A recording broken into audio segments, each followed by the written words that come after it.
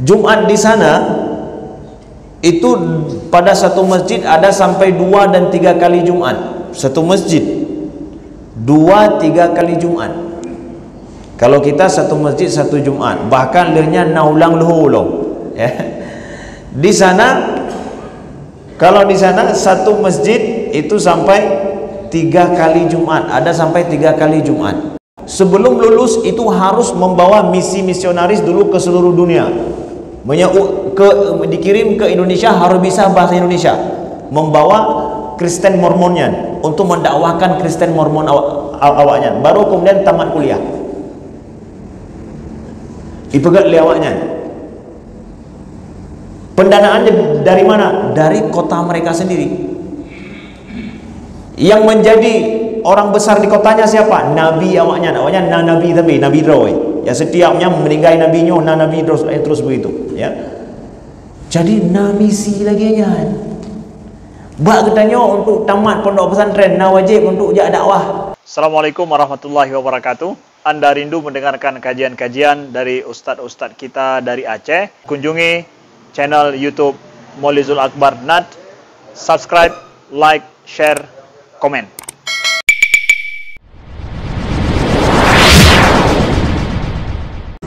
Bismillahirrahmanirrahim. Bismillahirrahmanirrahim. Assalamualaikum warahmatullahi wabarakatuh. Alhamdulillahi rabbil alamin.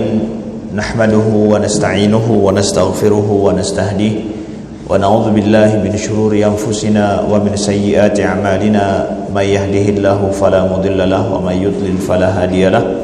Asyhadu an la ilaha illallah wahdahu la syarika lah wa asyhadu anna Muhammadan abduhu wa rasuluh. Allahumma salli wa sallim wa barik ala sayyidina Muhammadin wa ala alihi wa sahbihi wa sallim. Subhanaka la ilma lana illa ma 'allamtana innaka antal alimul hakim. Allahumma 'allimna ma yanfa'una wanfa'na bima 'allamtana wa zidna ilma. Rabbi syrah li sadri wa yassir li amri wahlul 'uqdatam min lisani yafqahu qawli, amma ba'du. Hadirin sidang jamaah salat subuh yang dimuliakan Allah, ikhwati fillah, saudara-saudaraku yang dimuliakan Allah dan dirindukan Rasulullah sallallahu alaihi wasallam yang telah berhadir di Masjid Baitur Rahman, Lok Semawe, Aceh. Alhamdulillah Allah perjumpakan kita di subuh yang berbahagia ini. Sama-sama kita meniatkan untuk i'tikaf di masjid sampai syuruk insyaallah, dan kita laksanakan salat sunnah isyraq 2 rakaat. Setelah itu mudah-mudahan kita mendapatkan pahala haji dan umrah ya. Setelah itu kita lanjutkan aktivitas hari-hari kita insyaallah taala. Nah, kita lanjutkan kisah inspirasi dakwah sedikit yang ingin kami sampaikan. Sebagaimana telah kita sampaikan tadi malam, kelanjutannya pada subuh ini adalah kita bicara tentang bagaimana perkembangan agama Islam di Kanada, begitu juga mungkin di Amerika. Tapi spesifiknya kami bicara adalah di Kanada. Amerika mungkin telah banyak kita dengarkan. Bagaimana perkembangan Islam di sana, khususnya masalah keagamaan juga di Kanada itu seperti apa? Saudaraku yang dimuliakan Allah, negara Kanada ini adalah negara yang tingkat diversitinya ataupun tingkat multikulturalnya itu sangat tinggi. Negara ini negara yang paling banyak menerima para imigran, muhajirin, orang-orang hijrah dari berbagai negara, dari berbagai etnik dan dari berbagai macam agama. Ada kota-kota di sana yang kalau kita lihat dikuasai atau lebih banyak para muhajirinnya itu orang-orang imigran itu dari berbagai negara. Kalau seperti misalkan Vancouver itu kebanyakannya adalah orang Cina Hong Kong. Ya, imigrannya imigran dari Cina Hong Kong. Sehingga Vancouver itu disebut juga dengan bukan Vancouver tapi Hongkover karena apa? Banyaknya orang Hong Kong. Begitu juga kalau kita pergi ke Calgary, itu banyak orang muslim di sana yang berasal dari Lebanon ya. orang Libanon banyak, ya. Begitu seterusnya. Jadi hampir di setiap kota besar kita mendapatkan komunitas muslim, ya. Semua kota besar kita dapatkan komunitas muslim dengan masjid yang mereka buat. Dalam aplikasi kita mudah mendapatkan, misalkan mencari masjid near me, masjid dekat dengan saya, ya. Itu kita akan dapatkan masjid dekat dengan kita, walaupun kadang masjidnya itu kecil di bawah toko misalkan, atau di belakang toko begitu, tapi kita akan mendapatkan tempat solat, ya. Ini suatu yang membahagiakan. Negara Kanada ini negara yang dengan imigran sangat banyak dan dihargai, itu bagusnya. Imigran di sana dihargai dan bebas, diberikan kebebasan untuk menampakkan identitasnya sendiri. Nah, ini bagus, perlu kita perhatikan. Bagus di negara Kanada ini mudah sekali kita melaksanakan sholat di mana saja, walaupun di tempat umum, tempat parkir, ya, di mall, di mana saja. Itu kita tidak was-was, tidak takut atau akan apa begitu. Paling mungkin karena kitanya sendiri, getanyo kedro yang Malay yang mungkin nyan mentang yang menjadi permasalahan. Sedangkan dengan orang tidak ada masalah. Mereka akan menghargai. Penghargaan terhadap perbedaan itu, bahkan identitas keagamaan itu sangat sangat dihargai di sana. Ada di sana komunitas-komunitas yang mereka membawa agama bermacam-macam. Ada orang muslim, tingkat muslim ini, ya, kita lihat bertambah terus dari 3% menjadi 2021 menjadi 4,9%, mendekati 5%. Komunitas yang kebanyakannya orang hijrah atau imigran, ya, bukan orang Kanada asli, tapi orang hijrah, yang hijrah imigran dari luar tinggal di Kanada. Pertambahannya itu lebih banyak daripada imigran, sampai mendekati 5%. Mungkin tahun ini, tahun 2022 sensus terbaru mungkin boleh jadi ke depan menjadi 5%. Jadi terus bertambah, alhamdulillah. Orang Hindu ada sekitar 2% sekian, orang Sikh ada 2% sekian, begitu juga orang Buddha juga ada 2% sekian. Nah, ini orang Sikh ini adalah agama dari India, agama Namnanjit, ya. Jarang tak na di Nangrog danyo, ya. Mereka karena ditindas di India, jadi banyak pergi hijrah ke sana. Itu orang India yang pakai turban, yang pakai penanji lagi tangkuluk rayu, ya. Karena mereka orang Sikh, ya, mereka enggak boleh haram untuk memotong rambut. Jadi kaum laki-lakinya itu enggak boleh potong rambut, enggak boleh pangkas rambut. Jadi mereka balut ini dalam turbannya, ya.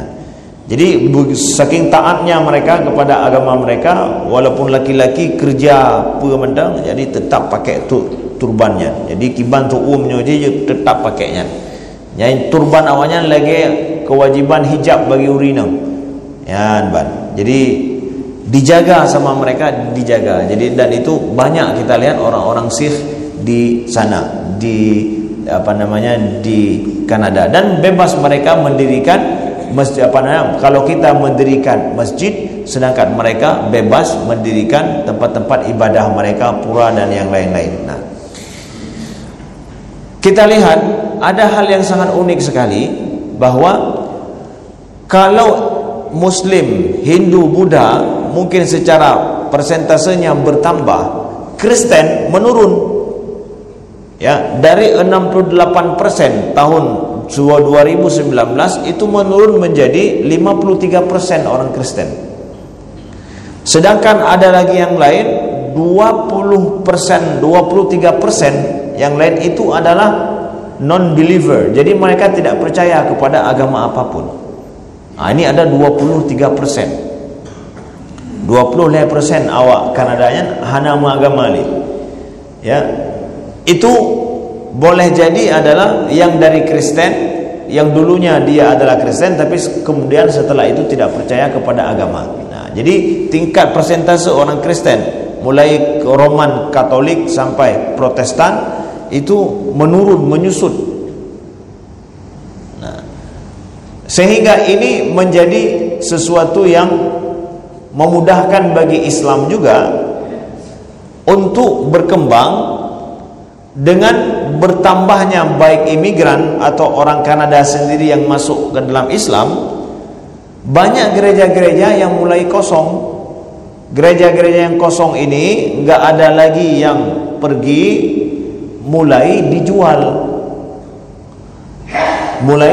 Jadi kalau ada gereja yang menjadi masjid, dan banyak di Kanada gereja menjadi masjid, bukan orang Islam merebut untuk merubah, bukan, memang dijual.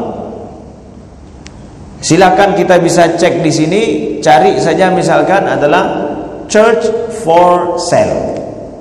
Church for sale. Church artinya gereja. Gereja untuk dijual. Kita akan dapatkan laman khusus, ada halaman khusus, dan ada properti khusus yang bekerja, kerjanya jualan gereja aja dia. Jadi bisnis jualan gereja. Ya, bisnis jualan gereja. Dia pergi ke gereja-gereja untuk menawarkan apa gereja ini bisa kami jual dengan harga yang sangat bagus. Kami punya pasar tersendiri, kami akan begini gitu. Jadi bahkan jualan gereja menjadi salah satu bisnis properti di Kanada. Dan ini menjadi angin segar bagi orang-orang Muslim untuk membeli, di mana jumlah populasi Muslim terus bertambah. Mereka sangat membutuhkan kepada tempat ibadah. Dengan membeli gereja ini singkat sekali dan mudah bagi orang Muslim untuk menjadikan masjid. Kenapa? Izin untuk tempat ibadah itu sulit di sana. Gereja ini sudah menjadi bangunan tempat ibadah, terserah ibadah apa. Pokoknya dalam data negara ini bangunan tempat ibadah. Ketika dibeli oleh orang muslimin dijadikan tempat ibadah juga, bagi pemerintah itu sesuai prosedur, betul, bagus. Ya, pokoknya tempat ibadah, enggak buat rumah atau gedung lain untuk minta izin sebagai tempat ibadah, itu sulit, lama. Jadi rumah tempat ibadah nggak boleh difungsikan kecuali untuk ibadah, terserah ibadahnya apa. Nah, jadi dengan mudah begitu beli gereja, lalu tinggal pindah palang salib, pepu yang mukai dalam, meja-meja kursi pindah, lem karpet, arah kiblat solat aja, kan selesai urusan. Ya. Jadi tempat ibadah. Dah ini alhamdulillah beberapa tempat yang kami kunjungi, komunitas muslim kita memang mereka membeli gereja-gereja yang sudah ditinggalkan oleh orang-orangnya, ya. Orang Indonesia alhamdulillah di Toronto mereka membeli gereja Indonesia, muslim Indonesia. Gereja masjid pertama muslimin Indonesia di Kanada itu ada di Toronto. Mereka membeli pada Covid setahun yang lalu, ya, pada saat puncak-puncak Covid, digalang dana untuk beli gereja di Toronto dan berhasil, bahkan dananya luar biasa melimpah ketika banyak dari Indonesia orang menyumbang untuk beli itu. Semangat orang Indonesia ketika bilang ini ada gereja, kita mau beli gereja di Kanada untuk dijadikan sebagai masjid. Rame daripada muslimin di Indonesia yang menyumbang untuk beli itu. Diberi namalah dengan Masjid Istiqlal Toronto, ya, Masjid Istiqlal Toronto yang telah kami kunjungi dan juga yang mengundang kami ke Toronto, ya, kota Toronto, kota terbesar di Kanada. Nah, jadi alhamdulillah ini masjid pertama. Kalau di Amerika masjid Indonesia pertama itu adalah Masjid Al-Hikmah New York. Kalau di Kanada itu adalah Masjid Istiqlal Toronto. Alhamdulillah Masjid Hikmah juga pernah mengundang kami dan kami pergi ke sana, alhamdulillah. Nah, kemudian kita lihat ada perkembangan lagi yang bagus dan mungkin unik. Jumat di sana itu pada satu masjid ada sampai 2 dan 3 kali Jumat. Satu masjid 2-3 kali Jumat. Kalau kita satu masjid satu Jumat, bahkan lirnya naulang luhu loh. Ya. Di sana, kalau di sana satu masjid itu sampai 3 kali Jumat. Ada sampai 3 kali Jumat. Ada Jumat sebelum zuhur, Jumat sebelum luhur. Ada Jumat ketika zuhur, ada Jumat ya setelah sholat Jumat yang zuhur itu. Jumat 3 luhur kalau sembahyang Jumat. Ya, sebelum zuhur sudah sholat Jumat. Ada 3 shift Jumatnya di satu masjid. Kenapa? Karena jumlah populasi muslimin di tempat itu yang banyak, masjid yang belum memadai. Ya. Jadi payah pegat shift-shift. Jadi semua masjid segala sembahyang Jumat penuh, halat ura. Jadi nanti dibagi mau solat Jumat shift pertama, shift kedua atau shift ketiga. Jadi fikir je, jadi jam misalkan jam 11 shift yang pertama, jam 12 shift yang kedua, jam 1 shift yang ketiga. Imamnya berbeda, khatibnya berbeda. Jamaahnya juga berbeda. Kala Jumat yang jamaahnya kala 15 minit, masa terbitnya tamang lain. Terus begitu. Saking banyaknya, alhamdulillah di satu tempat banyaknya muslimin, kadang masjid yang belum tersedia memadai. Nah, masalah hukum misalkan, gimana? Mungkin kita nggak pernah terpikir, boleh nggak sholat Jumat sebelum zuhur? Ya. Nah, ini adalah perbedaan mazhab. Kita lihat dalam mazhab Imam Ahmad bin Hanbal di sana, ya. Jumat itu, sholat Jumat itu dalam mazhab Imam Ahmad bin Hanbal, sholat Jumat itu setelah sholat mulai waktu duha itu telah masuk waktu Jumat. Yang sholat Jumat setelah waktu duha itu dianggap sholat Jumat. Itu dalam mazhab Imam Ahmad bin Hanbal. Dengan kondisi di sana, kondisi mereka di sana, mereka mengambil mazhab ini, pendapat ini. Karena ada di antara mereka yang di sana bekerja yang sangat ketat dan disiplin. Kalau misalkan mereka pergi sholat Jumat di waktu zuhur, itu sudah bukan lagi waktu istirahat kerja. Jadi mereka tidak bisa pergi. Daripada meninggalkan Jumat sama sekali, mereka akan ngambil shift yang pertama. Ya, sebelum pakai mazhab Imam Ahmad. Jadi perbedaan mazhab ini menjadi rahmat bagi muslimin di suatu tempat.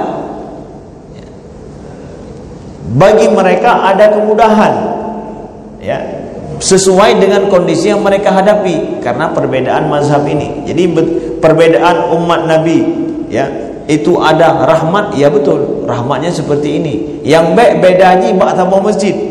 Nah, lebo mazhab ini, nya yang ada. Ya, lebo madhab inan nyan yang ada menolkan menihkan nyan yang hanya kerahmat ya. Tapi seperti ini di sana mereka mudah mengamalkan mazhab ini, di sini mudah mengamalkan mazhab ini. Jadi ini menjadi sebuah rahmat, kemudahan bagi umat Nabi Muhammad dalam menjalankan agama. Jadi kita enggak mengambil kondisi di sana kita bawa pulang ke negeri kita, enggak. Itu adalah di tempat mereka sesuai dengan kondisi kehidupan mereka, dan itu sangat memudahkan bagi mereka. Nah, ini adalah suatu hal yang membanggakan kita ketika jumlah muslimin alhamdulillah semakin bertambah, ya. Imigran dari luar juga di sana banyak diterima. Sejak kami pulang itu sudah diberikan pemerintah Kanada mengumumkan akan menerima 2 juta imigran dari luar.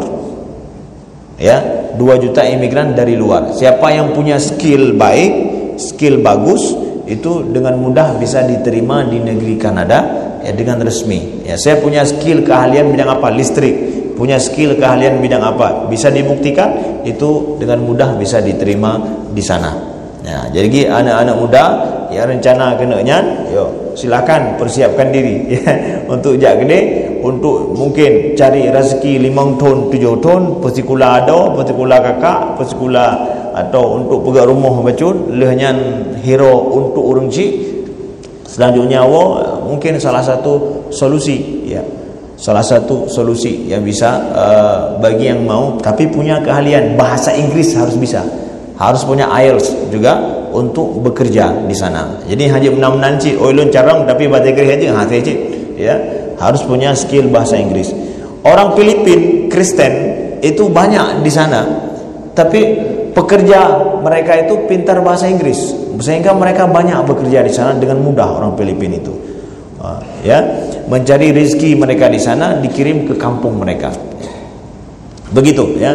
Jadi perlu ada katanya yang muda-muda kalau memang ada yang suka berhijrah untuk bekerja di sana, itu bisa bahasa Inggrisnya dikuasai. Nah, itu syaratnya juga. Baik, kembali kepada ini.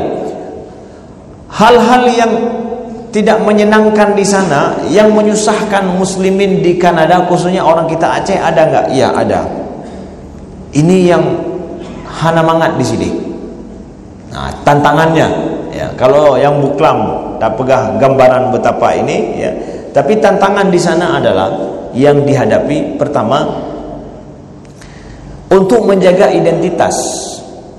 Menjaga identitas muslim itu sulit dari sisi apa? Karena bekal orang muslim sendiri yang kurang. Ya, dai-dai kita juga ke sana jarang. Yang gejak misi khusus itu juga jarang. Jadi dikeluhkan oleh orang Kanada itu sendiri ya. Kemudian minimnya pemahaman agama yang baik dengan kondisi rutinitas kerja yang sangat ketat. Pressure pekerjaan di sana kuat.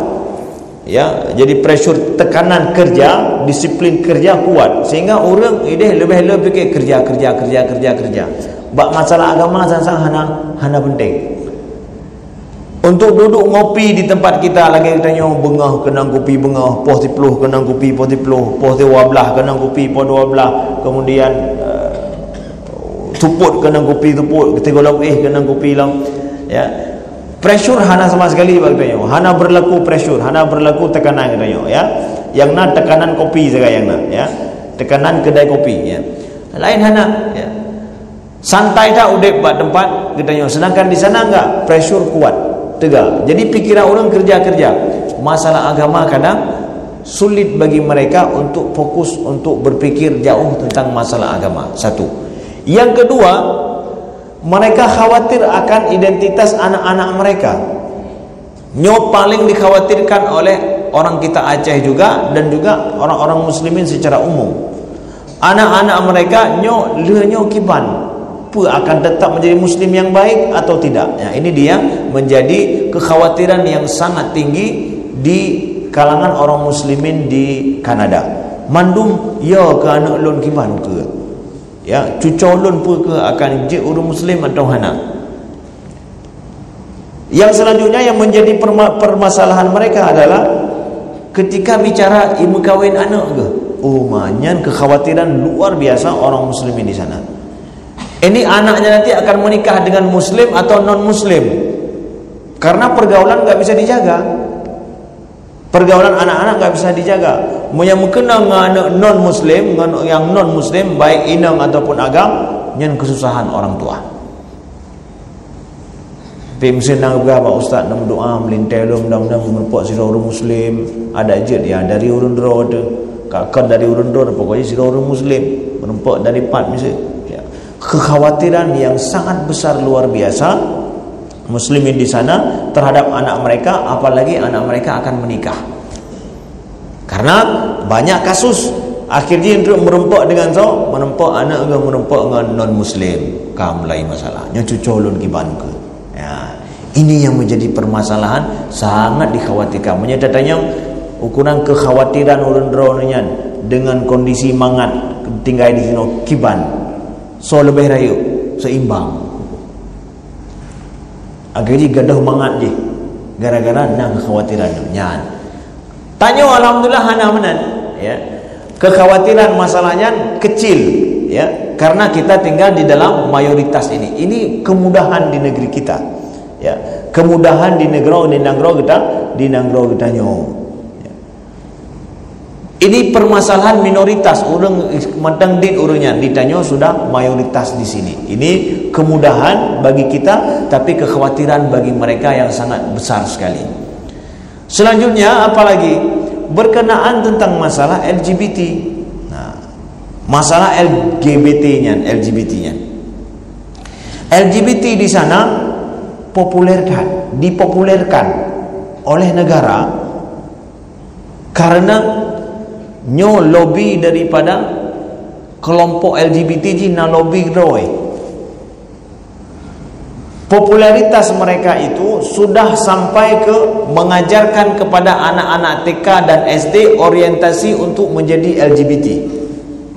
Itamang dalam silabus pula. Itu sangat mengkhawatirkan orang tua di sana. Jadi punya agama hanai perno, tetapi orientasi menjadi LGBT perno. Dan kami mendapatkan kasus khusus. Orang tua ketika kami di Kanada, orang tua mengeluhkan pergi berkonsultasi tentang bahwa anaknya yang masih SD, anak agam, tapi di rumah sekolah ipakai baju anak inang dan ipakai lip imangan dengan anak inang. Di watewo rumah lagi anak agam biasa, tapi di rumah sekolah melain aja gedepa lemak aja ya. Akhirnya pergi orang tuanya mengeluhkan kepada apa namanya kepada sekolah SD bahwa anak saya ini laki-laki, jangan dibiarkan dia itu berpenampilan bukan seorang laki-laki.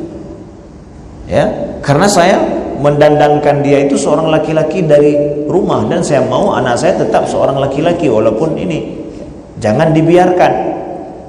Dikeluhkan kepada sekolah. Ketika dikeluhkan itu datang penanggung jawab sektor LGBT di sini, sektor sinan. Ijak rumah sekolah, urang cik dari animenya ya didudukkan dengan ketua LGBT sektornya. Ya. Bahwa anak-anak punya hak, enggak boleh dipaksa untuk dia. Ya, kayaknya. Sampai onan kelompok LGBT. Maka ketika Piala Dunia Qatar, isu Piala Dunia Qatar saat ini, ya, itu adalah dikritik oleh orang-orang Eropa karena Qatar mengharamkan simbol-simbol LGBT. Mulai dari penampilan orang hanjena simbol LGBT sampai merek bahkan macam-macam. Enggak boleh ada simbol LGBT. Kita mengatakan luar biasa kepada Qatar yang mau menjaga identitas, dan ini adalah simbol peperangan terhadap orang LGBT benar-benar. Dengan event dunia yang besar, Piala Dunia, orang barat itu LGBT-nya kalau kita tentang suatu kewajiban harus tak hormati, dipaksakan kepada kita untuk menerima mereka. Dan itu sudah menjadi program PBB benar-benar. Program PBB itu salah satunya adalah mempopulerkan LGBT. Itu masuk dalam program PBB. Dianggap itu adalah sebagai hak asasi manusia. Dianggap itu sesuatu yang wajar. Homo, maaf cakap, seksual homo dan lain-lain macam-macam itu, gays dan yang lain-lain, nauzubillah min zalik, daripada penyakit ya. Tapi dipaksakan. Kita mengangkat salut kepada Qatar yang menjaga identitas keislamannya dan menampakkan identitas keislaman pada event terbesar dunia, walaupun event olahraga. Tapi itulah cara mendakwahkan, berdakwah ya. Hemat kami mungkin ini adalah salah satu, terserah orang mau bilang apa, salah satu daripada keberhasilan ya Syekh Yusuf Al-Qaradawi rahimahullahu ta'ala. Beliau tinggal di Qatar puluhan tahun, beliau dekat dengan penguasa Qatar, tapi beliau mendakwahkan penguasa Qatar dengan cara yang bijak, sehingga identitas penguasa Qatar, identitas Islam mereka itu kuat, walaupun harus melawan hegemoni Barat. Itu enggak mudah loh, hanya mudahnya monya seandainya pemimpinnya raja menang-menang agama balong-balong menan ya, si golong ipegah ke awal gupang. Tapi Qatar enggak. Terserah orang mau membenci Syekh Yusuf Al-Qaradawi atau enggak, tapi ini adalah keberhasilan dakwah beliau. Tinggal di Qatar, beliau dakwahkan raja-raja Qatar itu, keluarga Qatar yang berkuasa, sehingga mau mendiagnosis keislamannya. Alkohol dilarang, tapi dilarang walaupun enggak 100% dilarang hak mereka, tapi dipersempit sesempit-sempitnya. Sulit sekali alkohol bagi orang-orang Eropa itu, tapi siap berani dengan demikian. Nah, ini cerita keislaman kita. Nah, begitulah kami ingin sampaikan, sulit bagi orang di sana dalam masalah isu LGBT ini populer sekali, dipopulerkan, bukan kita katakan populer betul-betulan, tapi dipaksakan untuk dipopulerkan dan itu menjalar. Jadi bendera-bendera pelangi yang berdepa, pelangi-pelanginya itu lambang LGBT-nya. Ditempel di rumah, kemudian ditempel di tempat-tempat komunitas. Bahasa kitanya tempat kumpul community itu kan bendera gereja, kan bendera Kanada itu, tapi bendera LGBT. Kepa. Tapi itulah dipaksakan. Ya, bendera-bendera yang seperti itu untuk kemudian mainan-mainan berdepa, ya. Mainan-mainan itu, yang mainan itu sampai ke tempat kita. Mainan anak-anak yang bergambar pelangi itu adalah simbol orang LGBT, supaya kita menganggap itu adalah wajar, sah. Watetro orang yang main simbol ataupun bendera LGBT-nya bagi kita dianggap biasa aja. Anak saya main kok dengan mainannya. Jangan jual. Kalau ada jualan mainan yang ada simbol ataupun warna pelangi, jangan jual. Baik nerima, bah berugoi, baik nerima belum. Kamu hanam terima mak ya tata lagi nya buah-buah gede. Ya, kami tidak akan bawa pulang jualan di tempat kami. Bah behei pega bah rugonya. Itu lambang simbol, dan caranya adalah masuk kepada anak-anak. Anemik le, sehingga anak-anak nanti kebiasa ikalan, oh warna pelangi bagus, pelangi itu adalah salah satu penyusupan cara orang LGBT masuk kepada anak-anak dulu. Karena apa urang ci hana perlele anemik benda yang ke kibancara beje kenyan, nauzubillah min dzalik. Ya, itu saudaraku yang dimuliakan Allah. Nah, selanjutnya ingin kami sampaikan adalah dengan perkembangan Islam yang semakin baik, semakin bagus. Nah, Islam menjadi harapan bagi orang Kanada itu sendiri, karena banyaknya sekitar 20% itu tidak punya orientasi Islam. Gerakan dakwah di sana, nah ini dia, gerakan dakwah di sana itu sangat banyak membutuhkan orang Muslim yang bergerak di bidang dakwah. Nah, dibutuhkan. Jadi kalau ada orang-orang yang memiliki keahlian agama, itu sangat dibutuhkan di sana. Anak-anak gedanyo, ya, yang bisa berbahasa Inggris, kemudian mau bisa untuk menjelaskan tentang Islam, pemahaman Islam yang baik, itu akan sangat dibutuhkan di sana. Ya, sangat dibutuhkan di sana. Gedanyo selaku orang muslimin yang besar, seorang muslim yang terbesar di dunia, kita sayangkan sedikit daripada kita memang yang punya keahlian di bidang lagian rupa. Haji pendai-pendai daripada Indonesia itu mestinya banyak. Kenapa? Jumlah populasi orang Indonesia muslimin itu banyak sekali. Semestinya juga dai-dai yang bertaraf internasional, yang jejak bisa itamang gede, bak tanya pila. Semestinya menan.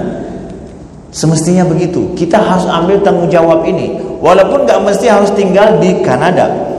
Ya, enggak mesti harus tinggal di Amerika, tapi mesti kita, anak-anak kita di pondok pesantren atau di mau di mana saja, pondok pesantren atau di tingkat kuliah, itu mesti kita ajarkan gimana mereka untuk menjadi dai-dai yang siap membawa Islam, kan cuma di nanggro-gro mantang, tapi sampai ke tahap dunia. Paling kurang bahasa Inggris itu dikuasai. Sangat dibutuhkan oleh mereka di sana. Saya belum sempat pergi ke sebuah tempat yang memang di Amerika, mudah-mudahan masa yang akan datang Allah izinkan bisa pergi ke daerah sebuah daerah namanya Utah. Utah itu adalah komunitas orang Mormon. Itu orang Mormon, orang sekte Kristen. Di situ mereka membuat sebuah kota Kristen sekte Roy, yang di situ ekonomi mereka bangun sebuah kota sesuai dengan agama Kristen yang mereka anut, dan mereka membawa misi misionaris seluruh dunia. Dikirim anak-anak yang baru lulusan S1 di tempat mereka. Jadi khusus bahasa ini orang Aceh misalnya satu kota atau sebuah yang ditanya di sini Lux Mawem sebenarnya satu kota itu semua murid-murid dan mahasiswanya yang disekolahkan sebelum lulus itu harus membawa misi misionaris dulu ke seluruh dunia. Dikirim ke Indonesia harus bisa bahasa Indonesia, membawa Kristen Mormonnya untuk mendakwahkan Kristen Mormon awaknya, baru kemudian tamat kuliah ipegat lewatnya. Pendanaannya dari mana? Dari kota mereka sendiri. Yang menjadi orang besar di kotanya siapa? Nabi awaknya nabi, tapi Nabi Roy. Ya, setiapnya meninggal nabinya, nabi terus begitu, ya. Jadi misi lagi kan. Bak katanya untuk tamat pondok pesantren wajib untuk jak dakwah. Lihat pondok pesantren wajib untuk jak dakwah ke pedalaman, misalkan baik tak luar negara boleh. Luar daerah, pedalaman ugampung yang orang masih belum bisa mengaji, anak-anak geramai hana sopo beut. Ada enggak kewajiban itu? Paduk draw anda make pesantren kamu, alhamdulillahnya pesantren kamu terbedo tun ke luar biasa, terbedo anak murid tamat dari pondok pesantren ijak mendakwah, ijak untuk disebarkan Islam, ijak pernah anda make Quran baik jauh-jauh dah pegah. Masalah fikih untuk orang hana mempunyai ji hana tarang ilmu fikih kaji baik pegah apa ilmu fikih, tapi dia datang untuk memakmurkan masjid, untuk ada sebulan 2 bulan, ya, atau sebulan lah kita katakan, dia pergi ke pelosok, dikirim untuk mengajarkan Islam ke tempat-tempat yang memang hana orang yang mengajarkan agama dan mengajarkan Al-Quran. Ada tidak? Itu mesti kita pikirkan, ya. Kita harus berkualitas, kalaupun enggak taraf tingkat dunia, berkualitaslah untuk tingkat road. Misi dakwah itu adalah kewajiban kita bersama. Misi dakwah itu kewajiban kita bersama, saudaraku yang dimuliakan Allah. Itu mesti kita pikirkan. Sedangkan takalon bagok berhasil walaupun dengan agama yang dalam taraf kita itu agama yang salah, tapi mereka berhasil mendakwahkan dengan apa? Sebuah sistem yang dibangun. Terakhir adalah pertanyaan yang semalam ditanyakan. Ustaz, mereka kan berhasil secara aturan kehidupan, mereka berhasil membangun dengan cara yang baik. Walaupun masalah agama mereka enggak peduli. Mereka enggak peduli tentang masalah agama. Tapi aturan kehidupan yang mereka buat berhasil. Kenapa kita tidak? Bahkan bertanya lagi buklam dah begah, ya. Secara jujur mereka sangat jujur, amanah secara amanah. Apakah semua orang Kanada itu amanah? Enggak. Orang Kanada enggak semuanya amanah. Tetapi sistem yang sudah dibangun memaksa mereka harus amanah. Ya, benar betul. Ya. Secara sistem kita dipaksa untuk amanah. Buku dia katanya terpaksa harus amanah. Yang berhasil mereka buat sistem itu. Bagetanya, maaf cakap sekali lagi, ya. Orang amanah, pribadi amanah, bangga tambang dalam sistem terpaksa untuk hati amanah. Nyaman. Orang jujur, bangga tambang dalam sistem hati le jujur. Nah, ini adalah kerusakan sistem kita, ya. Sistem dalam kehidupan bermasyarakat dan bernegara. Tapi secara pribadi orang tanya God berdepan. Orang tanya jroh, hana hana sulit. Dia tidak mau hidup tidak jujur, dia mau jujur, mau baik-baik, enggak mau bermacam-macam. Tapi karena sistem, saya enggak bisa menjadi orang baik. Di sana orang ni hana God, hana banget, kurang ramah orang di sana. Kalau kita jumpa misalnya nak yang pegah bawa ide misalnya hana kem bagi lagu pi denggu yang menyeduk bak kafe hana kem lagi tengok raya hana le pegah ba udang teim itu menunjukkan mereka enggak ramah. Kita ramah.